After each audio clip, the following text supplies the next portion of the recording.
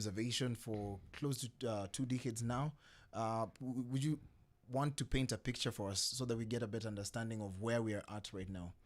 Yeah, I mean, obviously, I worked in this space a long time. I started off, in the very early days with companies like, Formnet and Africa Online, connecting the first internet users like almost 25 years ago, if you can believe that. And of course, I can't, but it's okay. Yeah.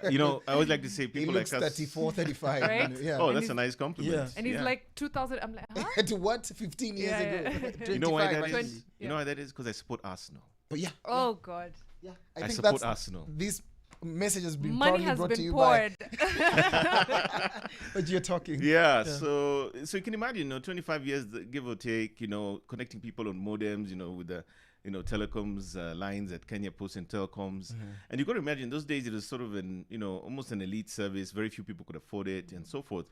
And I think you had sort of key moments in time. And I think mobile was the first one. So mobile devices proliferated.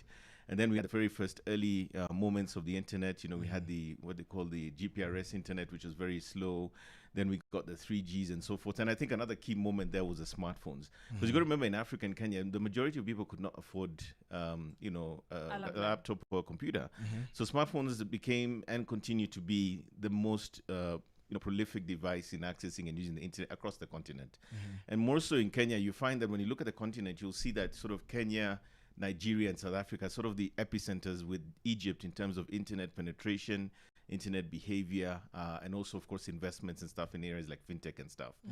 And then another key moment was when obviously we got the fiber cuts. And as you know, this weekend we've all suffered. Yeah. Oh, my goodness. The landing of the fiber was like literally to such a milestone because now we had this sort of high quality, world-class internet access. In fact, I remember sometimes in the trips I used to have in the early years, I'd go to South Africa for a lot of events.